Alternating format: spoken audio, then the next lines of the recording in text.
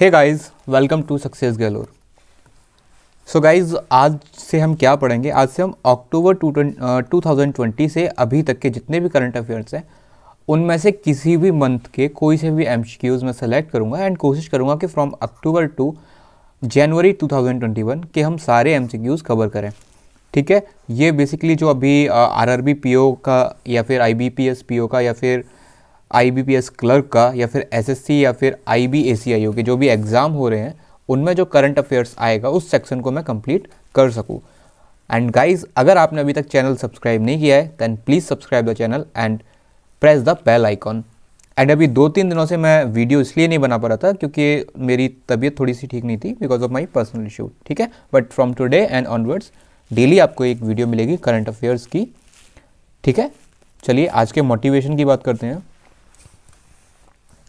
If it is important to you, you will find a way. If not, you will find an excuse. अगर कोई भी चीज़ आपके लिए important है right तो आप कोई ना कोई रास्ता निकाल लेंगे। अगर नहीं है इम्पॉर्टेंट तो फिर आपके एक्सक्यूज़ होंगे एंड एक्सक्यूज़ बहुत होते हैं राइट। तो आपको अगर जॉब पानी है, अगर वो आपके लिए इम्पॉर्टेंट है then you have to find a way right. चलिए आज अपने पहले क्वेश्चन के साथ शुरुआत करते हैं। फर्स्ट क्वेश्चन इज कायाकल्प अवार्ड इनमें से किनके साथ एसोसिएटेड है?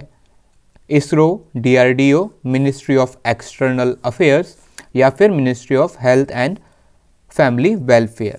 So the correct answer is ministry of health and family welfare right. अब अगर हम इसकी बात कर रहे हैं तो क्या हम इनके मिनिस्टर्स के बारे में जानते हैं? अगर मैं एक्सटर्नल अफेयर्स जिनके पास है, जो मिनिस्टर ऑफ एक्सटर्नल अफेयर्स हैं वो हैं एस जयशंकर। ठीक है, और जो minister of health and family welfare हैं उनके बारे में तो आप सब लोग जानते होंगे, he is doctor Harshvardhan right. अब हम कायाकल्प अवार्ड के बारे में जान लेते हैं। ये जो इनिशिएटिव था ये गवर्नमेंट ऑफ इंडिया ने लॉन्च किया था 2015 में राइट। ये किया क्यों था कि जो हाइजीन और सैनिटेशन की जो फैसिलिटीज़ होती हैं वो प्रोवाइड की जाएं राइट। तो ये उसी के लिए किया गया था 2015 में। ठीक है, चलिए आगे चलते हैं। Which country has recently been designated as state sponsor of terrorism by US Department of State? जो US डिपार्टमेंट ऑफ स्टेट है उसने इनमें से कौन से देश को स्टेट स्पॉन्सर ऑफ टेररिज्म घोषित किया है? अफगानिस्तान, पाकिस्तान, क्यूबा या फिर चिली। आई थिंक चिली की ये स्पेलिंग मिस्टेक है राइट, ये राइट है। चलिए, and the correct answer is CUVA, Cuba. चलिए इसके बारे में जान लेते हैं। करंटली जो स्टेट स्पॉन्सर्ड टेररिज्म की लिस्ट में है वो ईरान, सीरिया, नॉर्थ कोरिया और अब इसमें क्यूबा भी सम्मिलित हो गया है राइट। अब ये US डिपार्टमेंट ऑफ स्टेट है, ये उन देशों को इस लिस्ट में डालता है जो कि इंटरनेशनल टेरर फंडिंग में आशंकित कंट्रीज़ होती हैं। ठीक है, जो सस्पेक्टेड देश होते हैं उनको ये इस लिस्ट में डालता है। अब जब हम इन देशों की बात कर रहे हैं तो हम इनके कैपिटल, करेंसी एंड प्रेसिडेंट या प्राइम मिनिस्टर के बारे में जान लेते हैं। अफगानिस्तान की जो राजधानी है वो काबुल है, प्रेसिडेंट अशरफ घानी है एंड करेंसी अफगानी है राइट। पाकिस्तान के बारे में हर कोई जानता होगा, इस्लामाबाद इसकी राजधानी है, आरिफ अलवी इसके प्रेसिडेंट है एंड प्राइम मिनिस्टर के बारे में तो आई थिंक हर कोई जानता होगा, इमरान खान। जो करेंसी है वो है पाकिस्तानी रुपी। अगर हम क्यूबा की बात करें, हवाना इसकी कैपिटल है, प्रेसिडेंट है इसके Miguel Diaz Canel, prime minister है इसके मैनुअल मैरियो क्रूज। ठीक है, और जो इसकी करेंसी है वो है पैसो। ओके, अगर हम चिली की बात करें तो सैंटियागो इसकी कैपिटल है। ठीक है, सेबेस्टियन पिनेरा इसके प्रेसिडेंट है और पैसो यहाँ की भी करेंसी है। सीरिया की अगर मैं कैपिटल की बात करूँ तो वो है डेमेस्कस और जो इसके प्रेसिडेंट हैं वो है बशर अल असद। जो इसके प्राइम मिनिस्टर हैं वो हैं हुसैन अरनौस और जो करेंसी है वो इसकी वो सीरियन पाउंड है। ईरान, ये आजकल काफ़ी चर्चा में है, ठीक है, और वैसे भी चर्चा में होना भी चाहिए। यूएस के प्रेसिडेंट चेंज हो रहे हैं तो ईरान के लिए आई थिंक काफ़ी अच्छा होने वाला है ये, ठीक है। अगर इसकी कैपिटल की बात करें तो वो तेहरान है। जो यहाँ के सुप्रीम लीडर हैं, यानी कि जो सबसे बड़े, उनके आगे ना प्रेसिडेंट की चलती ना किसी और की चलती, वो हैं अली खमैनी, ठीक है। प्रेसिडेंट जो है वो इसके हसन रोहानी है और जो करेंसी है वो ईरानियन रियाल है। अगर मैं नॉर्थ कोरिया की बात करूं तो जो इसकी कैपिटल है वो है प्योंगयांग, राइट। और यहाँ के सुप्रीम लीडर कह लें या फिर यहाँ का जो भी है वो सब कुछ है किम जोंग यून, जिन्होंने कि अभी ऐसा बताया है कि इन्होंने दुनिया की सबसे घातक मिसाइल बनाई है, बट ये अभी कंफर्मेशन नहीं है, राइट। जो यहाँ की करेंसी है वो है कोरियन पीपल्स वॉन। चलिए आगे चलते हैं, अपने नेक्स्ट क्वेश्चन पर चलते हैं। Eminent engineers for the year 2020 award इनमें से किसको दिया गया था? राज यादव, अखिलेश यादव, डीके यादव या फिर BK Yadav? So the correct answer is option number D, BK Yadav. अब ये बीके यादव हैं कौन? जो बीके यादव है वो चेयरमैन और सीईओ हैं रेलवे बोर्ड के, ठीक है, विनोद कुमार यादव। अब इनको एमिनेंट ईयर अवार्ड दिया क्यों गया था? क्योंकि इन्होंने जो इंडियन रेलवेज थी वहाँ पे जो रिफॉर्म्स किए थे, जो आधुनिकरण किया था, उसके लिए इनको ये अवार्ड मिला था। ये दिया किसने था? ये दिया था institution of engineering and technology, IET. IET के बारे में मैंने यहाँ आपके लिए दिया है, आप इसको अपने आप सेल्फ रीड कीजिए, राइट। चलिए आगे चलते हैं। Digital India award 2020 has been given by Narendra Modi, Amit Shah, Niti Aayog या फिर Ramnath Kovind? So the correct answer is Ramnath Kovind, okay. अब आप लोग जानते होंगे रामनाथ कोविंद जी कौन है? ये हमारे प्रेसिडेंट हैं, राइट।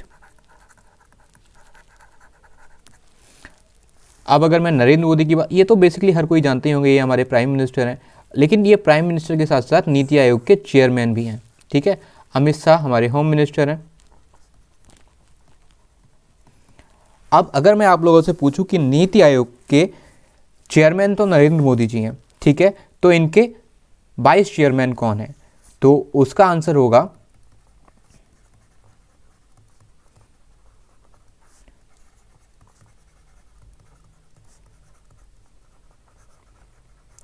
नीति आयोग के जो वाइस चेयरमैन है वो है राजीव कुमार, जो कि इकोनॉमिस्ट हैं, ठीक है। अब ये देखिए, हम रामनाथ कोविंद के बारे में जान लेते हैं। अब इन्होंने शपथ कब ली थी? उन्होंने ली थी 25 जुलाई 2017 में, और देश के ये 14वें प्रेसिडेंट हैं, राइट। चलिए, winner of digital India award 2020 in juries choice category इनमें से कौन है? E office, Aarogya Setu, both या फिर none? So the correct answer is both e office and Aarogya Setu. इनके बारे में मैंने यहाँ पर दिया है पूरा अच्छे से, आप एक बार सेल्फ रीड कीजिए। बेसिकली आप लोग आरोग्य सेतु के बारे में तो हर कोई जानता ही होगा, राइट।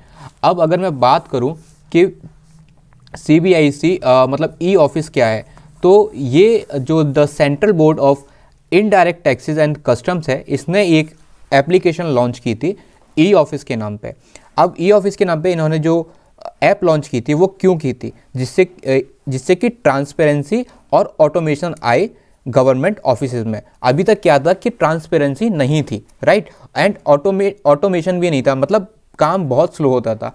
ई ऑफिस के कारण काम बहुत तेज़ी से हो पाएगा, ठीक है, एक तरीके से पेपरलेस वर्क भी हो जाएगा, राइट। चलिए आगे चलते हैं, एक बार आप इसको रीड कीजिएगा। सहायक एनजी, जो सहायक एनजी है वो क्या है? वो सबमरीन है या फिर एयर ड्रॉप्ड कंटेनर है या फिर नवल शिप है या फिर एयर फोर्स एयरक्राफ्ट है? So the correct answer is option number B, ये जो सहायक एनजी है वो है एयर ड्रॉप्ड कंटेनर, राइट। चलिए,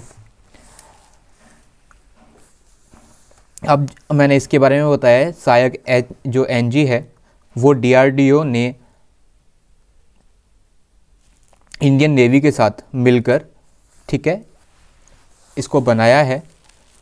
और अगर मैं DRDO की बात करूं तो DRDO के चेयरमैन हैं वो जी सतीश रेड्डी हैं, जो इसका हेड क्वार्टर है वो न्यू दिल्ली में है, और जो स्टेबलाइजमेंट ईयर है इसका वो है 1958, राइट। चलिए आगे बढ़ते हैं। आप इसको एक बार सेल्फ रीड कीजिए। मैंने सहायक एनजी के बारे में भी जो भी डाउट हो सकते हैं आपके, बेसिकली सारे कवर करने की कोशिश की है कि इसके मेन फीचर्स क्या हैं, ये डिज़ाइन कैसे किया है और किसने किया है। जैसा कि मैंने बताया कि DRDO ने किया है, वो किसके साथ किया है, वो एवेंटेल के साथ किया है जो कि एक प्राइवेट कंपनी है, राइट।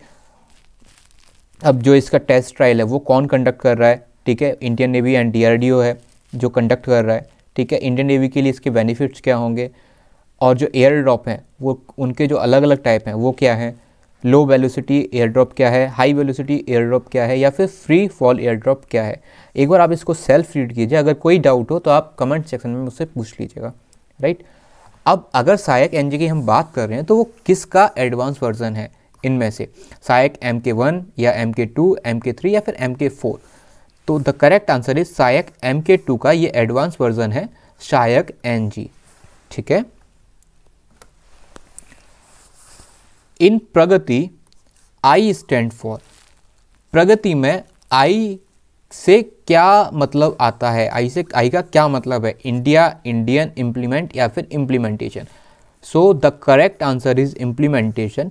बट इससे बताने के बाद मैं आपको प्रगति की फुल फॉर्म बताना चाहूँगा। देखिए प्रगति की फुल फॉर्म आप यहीं से कर सकते हैं। PR stand for pro, A stand for active, right, G stand for governance,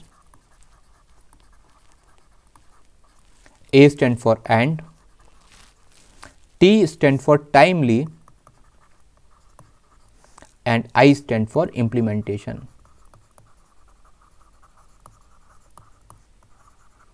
So Pragati stand for proactive governance and timely implementation. अब इसके बारे में थोड़ा सा देख लेते हैं। नरेंद्र मोदी जी ने ये 25 मार्च 2015 को लॉन्च किया था, right, wait for a minute, हाँ, ये 25 मार्च 2015 को लॉन्च किया था, ठीक है।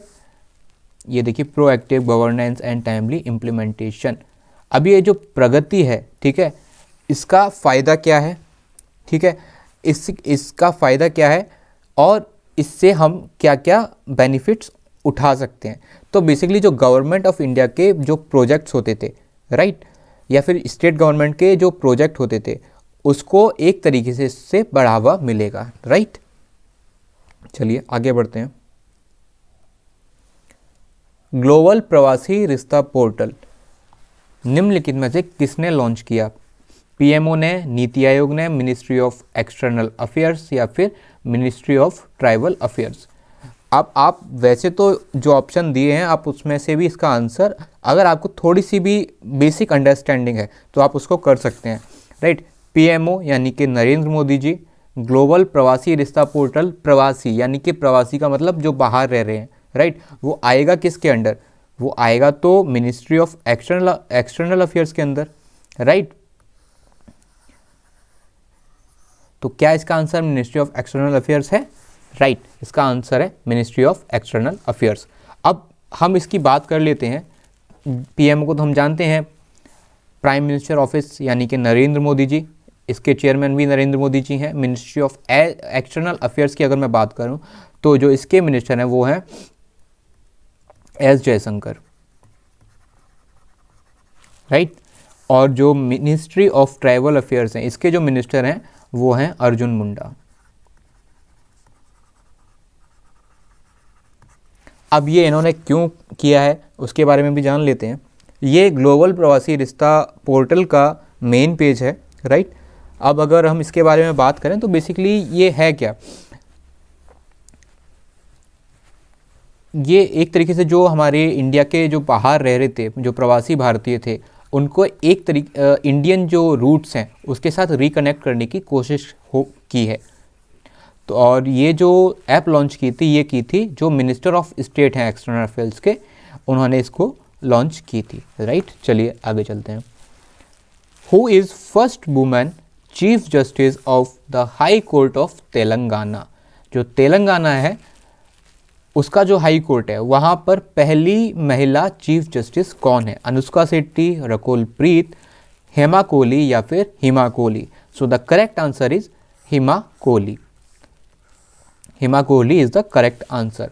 अब अगर मैं तेलंगाना की ही बात कर रहा हूँ तो तेलंगाना के जो सीएम हैं, क्या आप उनके बारे में जानते हैं? वो हैं के चंद्रशेखर राव, राइट। जो कैपिटल है वो है हैदराबाद, और जो यहाँ के गवर्नर हैं वो हैं डॉक्टर तमिली साई सौंदरराजन, राइट। चलिए हेमा कोहली के बारे में जान लेते हैं। ये द हिंदू का आर्टिकल है, ठीक है। ऑन नेक्स्ट क्वेश्चन पे चलते हैं। On 3 January 2021 the nation celebrated the birth anniversary of Indira Gandhi, Savitribai Phule, Jyotiba Phule या फिर Kasturba Gandhi. So the correct answer is Savitribai Phule, right. अब एक क्वेश्चन है, इंदिरा गांधी जी की डेट ऑफ बर्थ या फिर डेट ऑफ ईयर किसी को पता है? सो जो इंदिरा गांधी जी हैं वो जो 19 नवंबर 1917 में पैदा हुई थी, राइट। सावित्रीबाई फुले 3 जनवरी को पैदा हुई थी। अब सावित्रीबाई फुले जो है वो इतनी इम्पोर्टेंट क्यों है? तो एक तरीके से ये इंडिया की पहली महिला टीचर थी जो कि अपने टाइम से बहुत आगे थी। अब अगर इनकी मैं date of birth and year की बात करूं तो 3 जनवरी 1831 में ये पैदा हुई थी। अब सोचिए 1831 में ये एक फीमेल टीचर थी, तो अपने टाइम के हिसाब से ये बहुत आगे थी, राइट। चलिए आगे बढ़ते हैं। Recently which among the following government PSUs started an initiative called Prayas? Steel authority of India, coal India, Bharat heavy electricals या फिर Indian oil corporation. So the correct answer is option number D, Indian oil corporation. तो ये जो प्रयास जो initiative है ये है क्या? बेसिकली ये करते क्या है, ये जो इनके पेट्रोल पंप या फिर गैस पंप्स थे, जो फ्यूल पंप्स थे, फ्यूल स्टेशंस थे, वहाँ पर ये गए और इन्होंने वहाँ पर जो काम कर रहे थे उन लोगों को ब्लैंकेट्स दिए, राइट। अब अगर मैं स्टील अथॉरिटी ऑफ इंडिया की बात करूँ, ये लिमिटेड है हर किसी के बाद में, तो इसको हम बोलते हैं SAIL। जो कोल इंडिया है उसको बोलते हैं हम CIL, coal India limited. Bharat heavy electricals limited BHEL। Indian oil corporation जो है वो है IOC। अब अगर मैं आपसे पूछूं कि इनके जो स्थापना वर्ष थे यानी कि इस्टेब्लिशमेंट ईयर थे वो कौन कौन से हैं, तो जो SAIL है वो 1954 में इस्टेब्लिश हुई थी, राइट। और इसके जो हेड क्वार्टर है वो न्यू दिल्ली में है। अगर मैं कोल इंडिया की बात करूं तो वो 1975 में हुआ था और इसका जो हेड क्वार्टर है वो कोलकाता में है। BHEL की अगर मैं बात करूं तो वो 1964 में इस्टेब्लिशमेंट हुई थी, 1964 में, ठीक है। एंड इसके हेड क्वार्टर हैं वो फिर से न्यू दिल्ली में ही है। अगर मैं IOC की बात करूं तो 1959 में इस्टेब्लिशमेंट हुई थी इसकी, ठीक है। और जो इसका ऑफिस है रजिस्टर्ड वो है मुंबई, बट जो हेड क्वार्टर है, राइट, वो है न्यू दिल्ली। इसको थोड़ा सा ध्यान दीजिए, जो रजिस्टर्ड ऑफिस है वो मुंबई है लेकिन हेड क्वार्टर इसका न्यू दिल्ली है, क्योंकि इस क्वेश्चन में प्रयास के बारे में पूछा गया है जो कि रिलेटेड है IOC से। तो जो इसके चेयरमैन हैं उनके बारे में भी हम जान लेते हैं, वो हैं श्रीकांत माधव वैद्य, श्रीकांत माधव वैद्य जी, ठीक है। हाल ही में IOC ने एक और फैसिलिटी प्रोवाइड की है जो कि इसके LPG सिलेंडर कस्टमर्स थे, वो जो ये नंबर है इस पर मिस कॉल देके अपना LPG रिफिल का नंबर लगा सकते हैं, राइट। और ये पूरे देश में वैलिड है, चलिए आगे चलते हैं। The FSSAI has recently slash the limit of which among the following in the food, trans fat, sugar, protein या फिर कार्बोहाइड्रेट्स। जो FSSAI है उसने हाल ही में फूड में से कौन से जो दिए हुए ऑप्शंस हैं उनमें से किस को स्लैश किया है, यानी कि कट किया है, ट्रांस फैट, शुगर, प्रोटीन या फिर कार्बोहाइड्रेट्स। तो करेक्ट आंसर इसका जो है वो है trans fats, right. Trans fat को कट क्यों किया है? क्योंकि ये इससे हार्ट अटैक्स आते हैं एंड काफ़ी सारी डेथ्स होती हैं, तो उसके कारण इसको कट किया है। अब इन्होंने कितना कट किया है? तो इन्होंने अभी जो 5% चल रहा था, तो 2021 में इसको 3% करने की कोशिश की है पूरे ईयर, एंड उसके आगे इन्होंने 2% कोशिश करने की है 2022 में, राइट। चलिए आगे चलते हैं। Recently 2 cities of Madhya Pradesh have been inducted in the UNESCO world heritage city. अब इनमें से कौन सी 2 शहर हैं मध्य प्रदेश के जिनको यूनेस्को ने वर्ल्ड हेरिटेज शहर में लिस्टेड किया है? Gwalior and Datia, Datia and Orchha, Bhopal and Indore या फिर Gwalior and Orchha. Then so the correct answer is option C तो बिल्कुल नहीं हो सकता। The correct answer is option number D, right. अब अगर हम MP की बात कर रहे हैं तो राजधानी तो इसकी सबको पता ही होगी, भोपाल। जो इसके CM हैं, चीफ मिनिस्टर हैं, वो हैं शिवराज सिंह चौहान।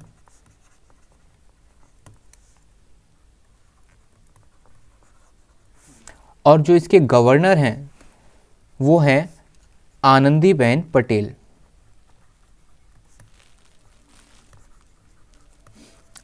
आनंदीबेन पटेल जो हैं वो MP की गवर्नर होने के साथ साथ UP की भी गवर्नर हैं, राइट। ये दिया हुआ है, द हिंदू का आर्टिकल है जो कि कवर किया था, ठीक है। चलिए, हाँ, जो यूनेस्को ने जो इन 2 शहरों को वर्ल्ड हेरिटेज सिटीज़ के लिस्ट में डाला है, वो जो कैटेगरी है वो है अर्बन लैंडस्केप सिटी प्रोग्राम। इसके अंतर्गत इन्होंने इन दोनों शहर को लिस्टेड किया है, राइट। अब जब वर्ल्ड हेरिटेज सिटी की बात हो रही है तो मैं आप लोगों से जानना चाहूँगा कि जुलाई 2017 में यूनेस्को ने भारत के किस हिस्टोरिक सिटी को वर्ल्ड हेरिटेज सिटी में शामिल किया था? Old Ahmedabad, old Jaipur, old Indore या फिर old Delhi. So the correct answer is old Ahmedabad. अब यहाँ मैंने ये क्वेश्चन क्यों पूछा है आपसे? मैंने इसलिए पूछा है क्योंकि ये इंडिया की फर्स्ट वर्ल्ड हेरिटेज सिटी थी।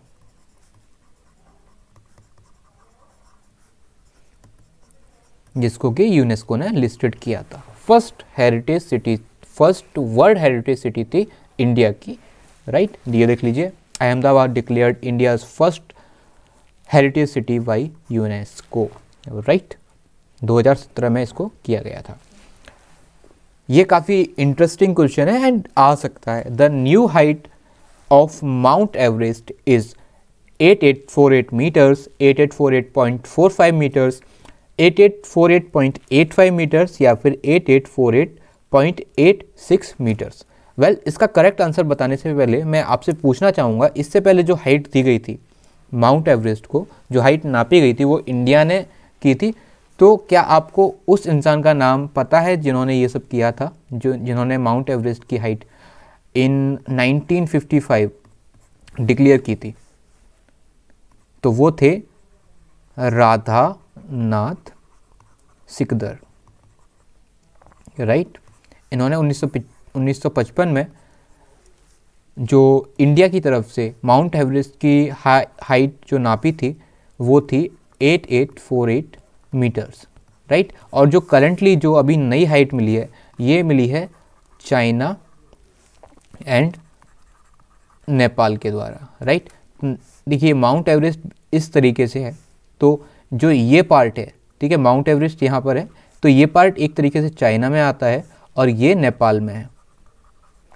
तो चाइना ने अपनी तरफ से इसको मेज़र किया है एंड नेपाल ने अपनी तरफ से इसको मेज़र किया है और दोनों ने मिल के वर्चुअली इसकी घोषणा की है कि जो नई हाइट है माउंट एवरेस्ट की वो है 8848.86 meters, right. So the correct answer is option number D. तो 0.8 सेंटीमीटर्स हाइट बढ़ गई है इसकी, ठीक है। चलिए आगे चलते हैं। Union minister of state for youth affairs and sports inaugurated how many Khelo India state centre of excellence in December 2020? 6, 7, 8 या 9? आंसर बताने से पहले मैं आपसे एक और क्वेश्चन पूछता हूं कि जो यूनियन मिनिस्टर हैं स्टेट, जो यूनियन मिनिस्टर ऑफ स्टेट हैं यूथ अफेयर्स एंड स्पोर्ट, वो कौन है? सो द करेक्ट आंसर इसका होगा किरण रिजिजू, ठीक है। अब इन्होंने जितने ये जो KISC सेंटर्स, SCE जो सेंटर्स है वो कितने खोले हैं दिसंबर 2020 में? So the correct answer is option number C, 8। आप यहाँ देख सकते हैं। तो इन्होंने कहाँ ये सेंटर्स खोले हैं? ये खोले हैं कर्नाटका, अरुणाचल प्रदेश, केरला, मणिपुर, मिजोरम, ओडिशा, तेलंगाना या फिर नागालैंड, नहीं और नागालैंड, ठीक है। अब जब हम इन राज्यों के बारे में बात करें तो हम इनके chief minister, capital and governor के बारे में भी जान लेते हैं। अगर मैं कर्नाटका की बात करूं तो जो इनके CM हैं वो हैं BS Yediyurappa, sorry wait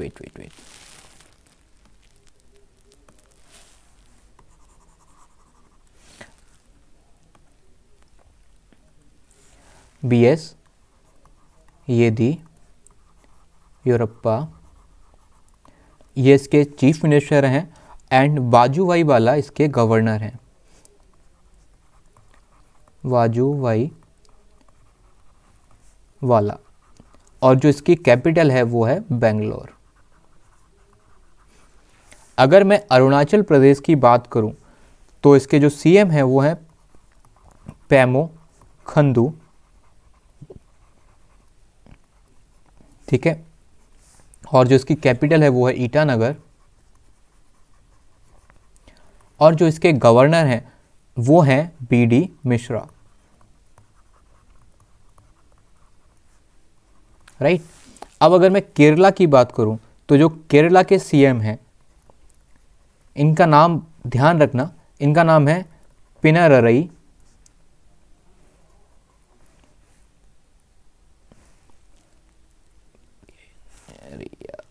wait.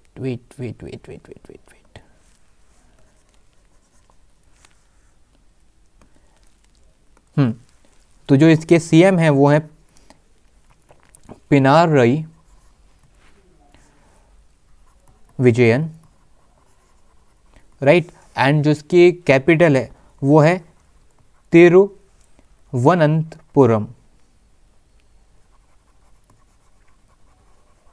और जो इसके गवर्नर हैं वो हैं आरिफ मोहम्मद खान। अब अगर मैं मणिपुर की बात करूं तो मणिपुर की जो कैपिटल है वो है इम्फाल, जो यहाँ के चीफ मिनिस्टर हैं वो हैं एन वीरेन सिंह,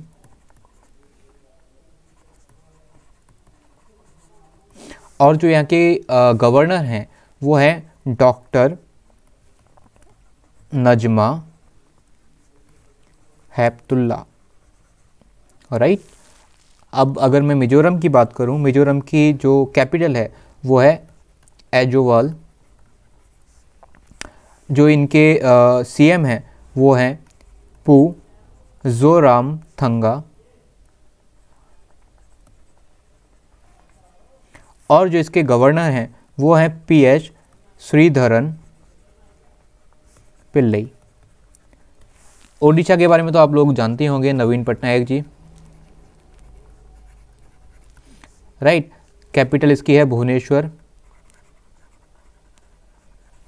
और जो इसके गवर्नर हैं वो हैं गणेशी लाल जी। तेलंगाना की बात करूं तो तेलंगाना के जो चीफ मिनिस्टर हैं वो हैं के चंद्रशेखर राव, इनके बारे में मैंने बताया है अभी। एंड जो इसके गवर्नर हैं वो हैं डॉक्टर तमिलिसाई सुंदराराजन, और जो इसकी कैपिटल है वो है हैदराबाद। नागालैंड की अगर मैं बात करूं तो कोहिमा इसकी कैपिटल है, ठीक है।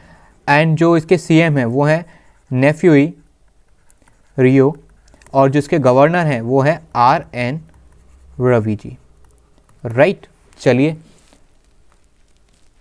आज अभी इस वीडियो को यहीं ख़त्म करते हैं, लेकिन मैं इस क्वेश्चन का भी आपको आंसर बता देता हूँ। The army version of MRSAM missile being jointly developed by India and France, India and Israel, या फिर India and USA, India and Russia. तो करेक्ट आंसर इसका है इंडिया एंड इसराइल, राइट। ये यहाँ पर इसका दिया हुआ है। हम यहीं पर इस वीडियो को ख़त्म करते हैं, एंड कल की जो वीडियो होगी इसी के आगे हम आगे के MCQs करेंगे। सो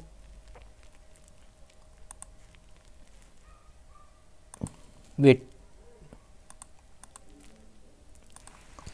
so guys, this is the end of this video. From today and onwards हम एक वीडियो करेंगे जिसमें हम अक्टूबर 2020 से लेके अभी तक के जितने भी करंट अफेयर्स हैं उनको हम कवर करेंगे, राइट। और एक और वीडियो हम करेंगे जो स्टैटिक जीके, जिसमें हम कवर करेंगे। एंड जो कल जो टॉपिक होगा हमारा वो होगा हिस्ट्री, राइट। हम हिस्ट्री में पहले हम बात करेंगे अबाउट मेडिवल या फिर प्री मेडिवल या फिर मॉडर्न, जो भी होगा हम बेसिक से इसको लेके स्टार्ट करेंगे, ठीक है। इसके अलावा एक और टॉपिक हम कल करेंगे रीजनिंग का, राइट। रीजनिंग में हम कल स्टार्ट करेंगे इनइक्वालिटीज़। तो कल ये 3 वीडियोस मैं कोशिश करूँगा कि कल कर पाऊँ, एंड पक्का करने की कोशिश करूँगा, राइट। इससे अगर हम जो भी आने वाले एग्ज़ाम्स हैं, चाहे वो IB ACI हो या फिर SSC CGL या फिर CHSL हो, या फिर बैंकिंग के कोई भी एग्ज़ाम ले लो, IBPS RRB ले लो, या फिर IBPS PO ले लो, ठीक है। RRB के या PO क्लर्क दोनों को इसी के, या फिर SBI के अभी ले लो, राइट। तो इसके जो जर्नल अवेयरनेस एंड रीजनिंग है, ठीक है, उसको मैं कवर करने की कोशिश करूँगा जितना जल्दी हो सके। अभी जो हमारा टारगेट है, जो मैं ये वीडियो कवर कर रहा हूँ अक्टूबर से अभी तक के करंट अफेयर्स, उसमें आपको IB ACI और SSC में तो मदद मिलेगी। इसके अलावा जो IBPS RRB का मेन एग्ज़ाम है और PO का जो मेन एग्ज़ाम है, ठीक है, उसमें भी आपको काफ़ी मदद मिलेगी इसमें से। और इसके अलावा मैं कोशिश कर रहा हूँ कि कंप्यूटर अवेयरनेस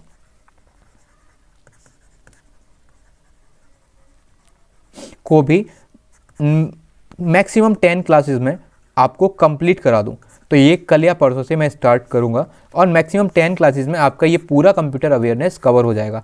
एंड इससे आप जो 40 क्वेश्चंस आते हैं 20 मार्क्स के, जो कि IBPS RRB PO में आ रहे हैं, तो उसमें आपको 100% श्योरिटी मिल जाएगी। एंड ये जो 20 क्वेश्चन है ये आप मैक्सिमम 10 to 15 मिनट्स में कर पाओगे। So guys, this is the end of this video. And guys, if you don't subscribe the channel till now, then please subscribe the channel and press the bell icon. Take care. Bye bye. God bless you all.